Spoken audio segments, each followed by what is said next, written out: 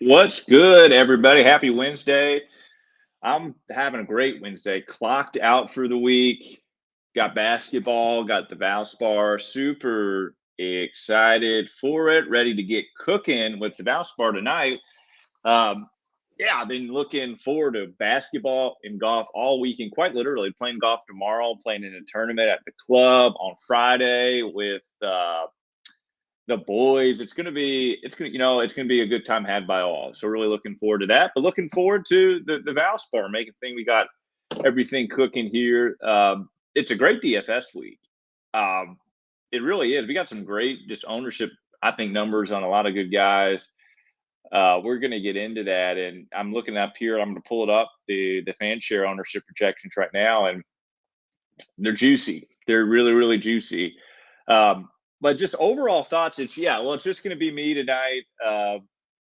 Couldn't get a guess going a little bit behind this whole week, really, because of the Monday finish at the Players. Players is crazy. We didn't get the tea time wave that we wanted, but there was an advantage with the tea time wave. We were just on the wrong stick of it. So I personally believe the process was right there. I'm a believer of it. I like it, but we're not here. We're talking about Valspar today.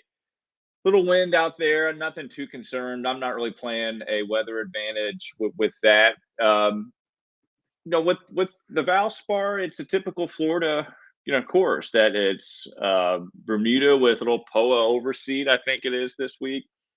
But at Innisbrook, and it's the Copperhead course. It's kind of long. We get short, kind of thin fairways. It's a lot of approaches from 175 to 200. That's a big stat I'm kind of looking at.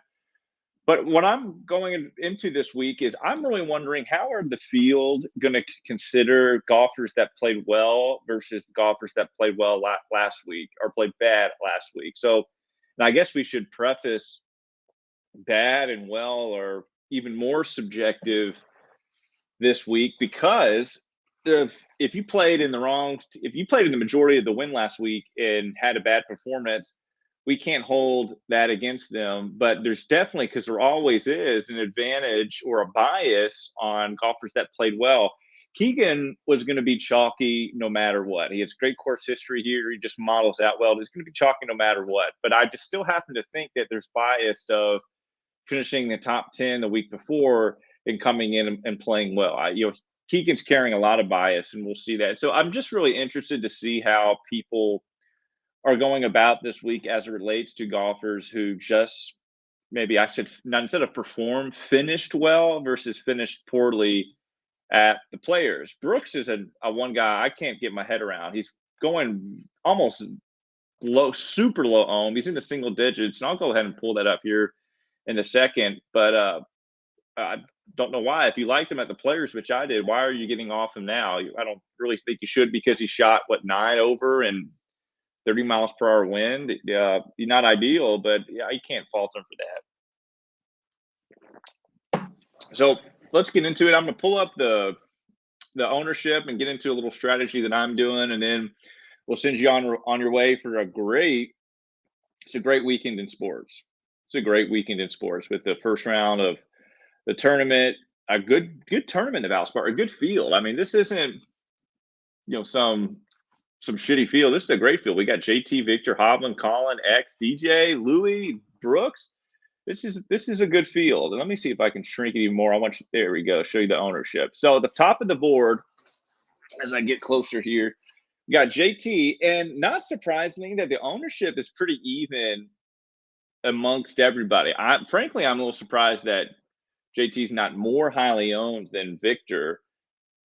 JT is just a ball striking machine, a better around the green than Victor, but I guess Victor has that.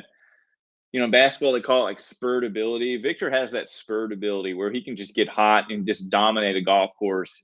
He did it at the end of the third round at the Players. I think his back nine. He was a couple under, then he got a hole in one, and he birdied the par five. It's just, yeah, he can get on those runs.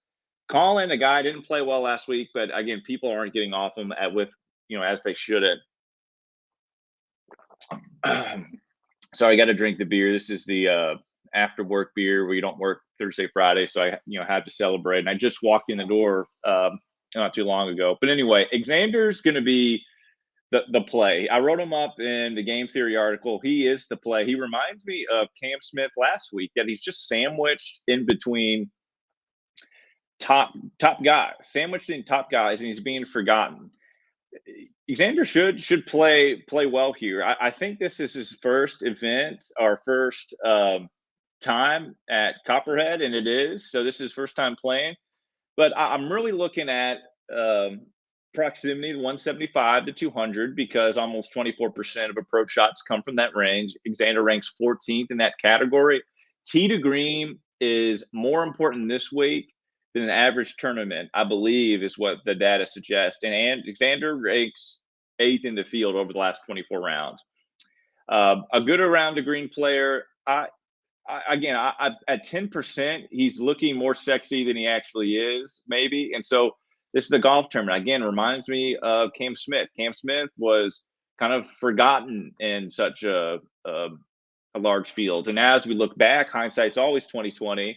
We look back and think, well, of course, Cam Smith, Xander is that guy. Again, 10%, it's kind of stupid. And whether he plays well or not, one of my favorite DFS plays is to go overweight when is there much separating? There's a lot separating Colin, Hovland, and Thomas, Xander, in my opinion. Yeah, that's obviously. But is there really much separating Schauffele, X, to DJ, to Louis, to Hatton? I think no. But outside of Hatton, Xander's the lowest owned there. And so I love getting guys like top tier level guys, like top 15 players in the world guys. I don't even know what his world rank is. We might want to look that up. But I just would assume Xander's top 15. That's going to bother me. I'm going to look that up right now.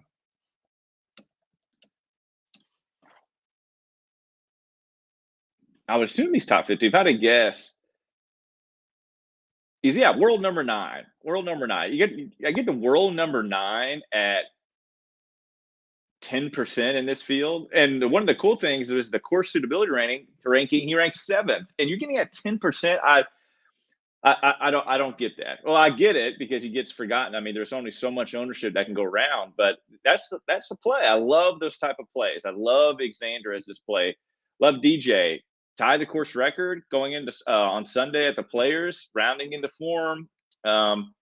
May have to put a Masters future on DJ, because if he plays well or even wins this week, that odds might go down. Really like DJ. A good DFS play is 14%. Louis too. First of all, DJ 3rd in course suitability ranking. Sign me up. Louis great. Great course history here. Louis kills it. Louis is what he is. Frankly, his Sunday really concerned me at the Players. That was in good conditions, played well in round 3, put himself in contention, and just kind of blew up on Sunday. But Louis played here a lot, 26 measured rounds. He kills it. He ranks 5th in the field in strokes gained total here. He ranks 6th tee to green, 8th in ball striking. 17%. Don't love it or hate it. He's in my player pool. I get it. Hatton, just similar to X. Hatton played well last week. I'm surprised at how well he played last week. He played here once. Hatton missed the cut. Not too worried about that. One thing Hatton can do exceptional is around the green. And when you get long irons into greens, into smaller greens with some wind, there's around the green is going to be vital. Hatton ranks 3rd in the field in the last 24 rounds. And you can hit 10%. Like, ownership doesn't make sense sometimes. I know there's only so much you can go around, but Sam Burns, who maybe we're getting last year, he won biased at 18%, and Hatton at 10%. Sure, whatever. I love it. I'm going to play more Hatton than I am to Burns. Might not play Burns much at all. He's I'm underweight on him to the field. He's at 18%, so I'm very underweight on him. I got him around like 10%. But yeah, he won here. I bet him at the Players. I kind of doubled down on him after the round 1 and had a live on him. Yeah, but he kind of concerned me on a Sunday round. I wish I could pull up his round 4 just stats, but And he had a good week putting at the Players. Again, we don't want to dive too much into strokes gained data from the Players, but he gained 5.3 strokes total, and 4.4 of those were on the green. I don't know. He just strokes gained data is telling me he's a winner, but that's always wrong. So take that with a grain of salt. I just don't like him at his number. I don't like him at 18%. So I'm going to stay under owned with him. Brooks, Brooks is priced right now with Kokrak, Answer, Burns, and Lowry. And there's this huge, obviously, narrative that it's not a major. And so if it's not a major, you don't play Brooks. But you get in Brooks at 5% owned at this field, a non-major. You got to sign me up. He's played here once before. I think he missed the cut because the strokes gained data at Copperhead Innisbrook are not good. But I mean, only one sample size is too small. I like Brooks going into last week. I like Brooks even more now at 9,400. At the caliber Brooks is in, 6 in course suitability ranking. Like, the leverage is unimaginable for Brooks. He has tremendous win equity. We know that, even though it's not a major. He even talks about it. He hypes himself up for majors more. Sure, I get it, but he hasn't won in a while. I think Brooks is hungry. I think Brooks is hungry. That's why he dyed his hair. If you're not trying to do something special, you're not dyeing your hair blonde. You're not going highlights. Brooks, at just 5%. You're telling me that Answer is almost 18% and Brooks is 5? Gosh, how do you not play Brooks in DFS? If you're making 150 lineups, how do you not have him in your player pool? The upside is just massive. Not just the type of caliber that Brooks is, but the ownership at 5% for the type of golfer he is. It's just, I get it. Answer, don't got to talk. Read every article out on the internet right now. Everybody loves Answer. Kokrak, oh man, 20%. It's my biggest fade of the week. I have no exposure to him. And if you want, we can give you strokes gained data, but what's more fun to talk about right now is the narrative around the Saudi League. And it just came out that they released a schedule, and it starts in June, I believe, in London. And Kokrak's going to be there. So you throw that narrative if you want, and that's fun to talk about. I'm going to use it because it's more fun for me to talk about than strokes gained data. But what's also crazy is $1,900 more expensive than he was last week. Not a stronger field, but you're getting Kokrak at 20% owned and $1,900 more expensive. Oh gosh, that's just hard to rationalize that play. And he's got to start feeling that he's not wanted on the PGA Tour, right? At least not from the players, but more from the execs. I would imagine so. Kokrak might be looking to the summer when he gets those $20+ million pools. Gosh, 20% owned and 9,200 for Kokrak. I just would imagine long term playing those type of plays in DFS are not going to work out for you. Would much rather play Tommy Fleetwood. Fitzpatrick, I wrote him off in the Roto article about he's a big pivot. And for a lot of reasons, pivot to Bubba. Let's talk about Bubba. Bubba has played here a lot, hasn't won here, but Bubba has killed it here. He has 26 measured rounds. Bubba ranks first in strokes gained total. You rank second in strokes gained tee to green. You rank 7th in ball striking, 7th in short game, 1st off the tee, 8th around the green, 22nd in putting, and 6th in DK points at Innisbrook with the Copperhead core. Gosh, Brooks is a massive play, and he's played well this year. Almost finished second to Varner overseas in the Middle East. Played well here, not here, but played well earlier in the year. But gosh, at 6% versus 17%, you're telling me that Fitzpatrick is that more likely to outperform Bubba? Fitzpatrick a 48 court suitability ranking, Bubba a 12. No, he's not that more likely. I would even take an outright on Bubba -10 or -110 versus Fitzpatrick -110. I would take Bubba in that matchup and I get that severe ownership discount. Oh man, I wish somebody would. I get Fleetwood. I mean, not Fleetwood. I get Fitzpatrick. I get it. Kind of great form, played well this year, should be a great course fit. Played only here once, missed the cut though. Gosh, I mean, hard to go with Bubba. Hard to go against Noren too. I wrote Noren up in the FanShare article. Noren's a great play. Noren's gained, if you read it, strokes on approach in a stupid number. It's like 6 in a row. Noren has gained strokes on approach. 1, 2, 3, 4. I think 7. So 7. He's gained 1, 2, 3, 4, 5 straight tee to green. Noren is the play too. Noren is a big play.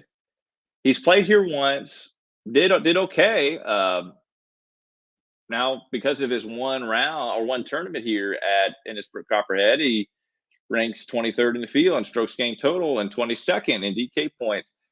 I like Noren a lot. And you know what the thing with Noren, I think he finished, let me pull this up. I should have had my write-up in front of me, but I just got home from work. So last year, his first year playing the Valspar, he finished in 21st place. He did so thanks largely in part to putting. Almost gained 5 strokes on the green, lost strokes on approach, lost strokes off the tee, and lost strokes tee to green, still finished 21. He was in not as good form heading into the Valspar last year. Before the Honda, which is the tournament, actually the RBC Heritage I forgot about they changed that. So point being, he only gained strokes on approach and once and tee to green once out of his last 4 tournaments heading into the Valspar. Well, now he's gained strokes on approach in the last 6 and tee to green the last 5 heading into this event. So much better form. And if he putts well, like he did that last week, Noren is the play. Played well here last year, comes into this year in much better form, sub 10%. Sign me up for Noren. Really like him. I thought there would be more biased on recent play with Harold Varner. I really did. But Keegan is king. Keegan is the type of golfer that I believe you make money on in DFS fading. We have an extremely volatile golfer that is very inconsistent in a high variance category, which is putting. Could be inflated from his recent form, was in contention Sunday at the Players, and comes into a place where he has good course history. This is golf, and he's $1,500 more expensive than he was last week at 22%. I'm not touching Keegan. We know what Keegan is. I mean, we know what Keegan's ceiling is. I mean, yeah, he won a major, but that's not this Keegan. He hasn't even sniffed that level of success that he saw earlier in his career. We know what Keegan is. I mean, why do you go if you're rostering Keegan over, Webb? I know not in great form, but like Kisner's a much better golfer than Keegan. But yet 22%. This whole range at the lower 8K is just messed up. My favorite play is Christian Bezaid-Nude. I wrote him up. He's my favorite play on the whole board. Great Bermuda guy. I know there's some POA mixed in with the overseed. Good around the greens. Great tee to green the last 24. Really like Bezaid-Nude. One thing that, again, it's just a narrative. Who knows if it's going to work out. He didn't play last week at the Players, which I was kind of surprised and I wanted to, but he didn't play last week at the Players. So he didn't have to go through that whole fiasco of starting and stopping and, waiting around and being exhausted. He's coming in this with fresh legs. One of the onlys in the field, or I should say one of the only in the higher-ish price range, coming into the field with fresh legs. Bezaid-Nude has underperformed this year. Yeah, he's had some good finishes. He's underperformed for the type of golfer he is. And when all these golfers, I know he hasn't played this week, but getting a price increase, Bezaid-Nude, we're going to see over his career, he's going to be better than Hadwin and Wiesberger and Hughes and Wise and Streelman. He is not the type of golfer. He belongs up near the Fleetwood, Kokrak, and Answer. We're going to see. So I believe he's very underpriced, very severely underowned. And look, he ranks 8th in course suitability ranking. Love that. And at 5%, the leverage opportunity there is massive. And so, yeah, maybe he doesn't play well. Maybe if they play this tournament 10 times, he plays well 7 out of 10. And so those 3, maybe he doesn't do well those 3. But those 7 out of 10, gosh, the leverage opportunity only 5% owned. I don't get that. I mean, Hadwin, University of Louisville guy, out right there, 18%, good course history, played real well here last year, good form, but 18% for Hadwin, like large field GPPs, those aren't the guys. I mean, I feel like you go overweight on. I mean, but hey, I'm not going to hate on anyone's plays. Hadwin was. I'm still on the fence with him. But it's so tough because I don't want to go underweight on him. So really, the only reason I'm going underweight is fear of missing out. I do like the play with Hadwin, but I'm kind of talking myself into just pivoting elsewhere. One to Wise, and I'm not a Wise player. I don't. Wise has been consistently overpriced the beginning of this year, and he's now kind of coming back to where we should be. Same thing with his ownership. I do like Wise a lot. He's kind of hitting the ball at the beginning of the new season. Hit the ball great, kind of tailed off. Now he's rounding back into form. Really like that. Really like Aaron Wise. Bummed that Munoz got to withdraw. Harmon, yeah, really like Harmon. But there's a few guys that I really want to talk about as we get lower. One being Lanto Griffin. There's no data that backs this up, but part of this reminds me a little bit of the Genesis Invitational, where Lanto does have some pretty okay course history from type of golfer that he is. Some long irons into the greens, around the green being very important. Lanto, he just seems like the type of golfer that would play well here. But I'm going to scroll down and I'm going to find it on my other screen because it's what I want to talk about, and that is first. Actually, yeah, we're going to talk about Bill Haas first. Bill Haas, I know a lot of people are talking about. I think Tout is on him. Really glad with that. But Bill Haas, I'm not going to scroll down in fan share because I think he's like less than 1% owned. Haas has played here a lot. He loves this course. He's played here a whole lot, and obviously now he's not the golfer he is now that he was, when he's winning the FedEx Cup and stuff like that.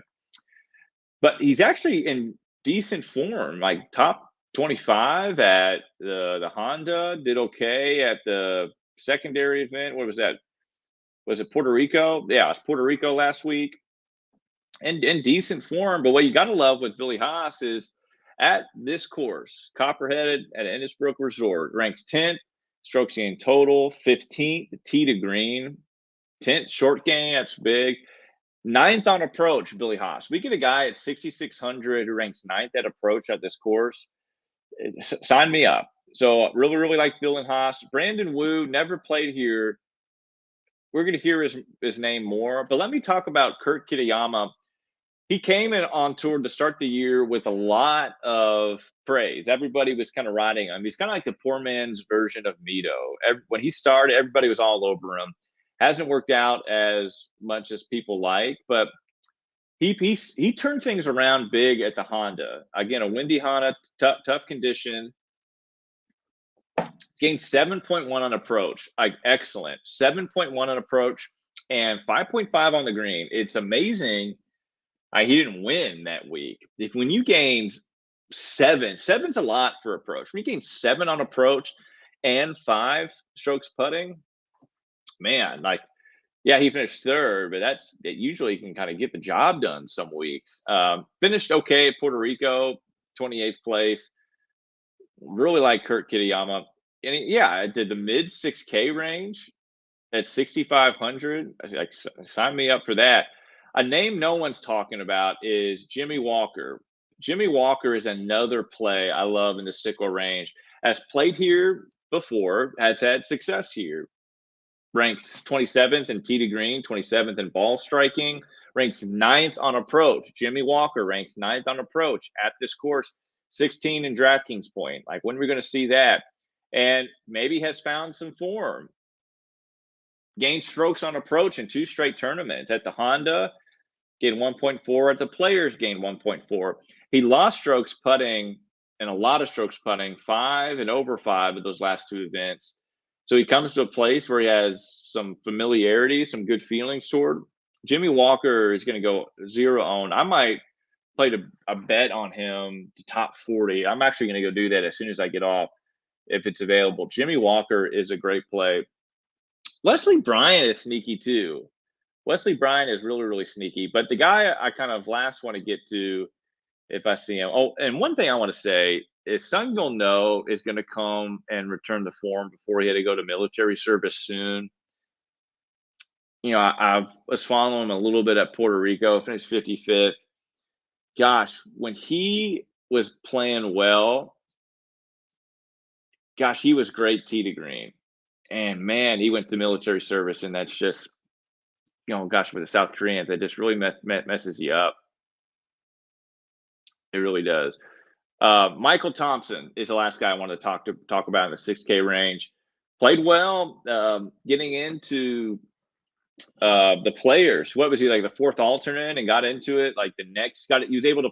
His first round was Friday, and he got able to play in it. So good for him, playing well. Decent course history, I believe. Don't have it pulled up in front of me, but that's all we got this week. I'm kind of very excited. There's about 1 or 2 main spots I just love for leverage.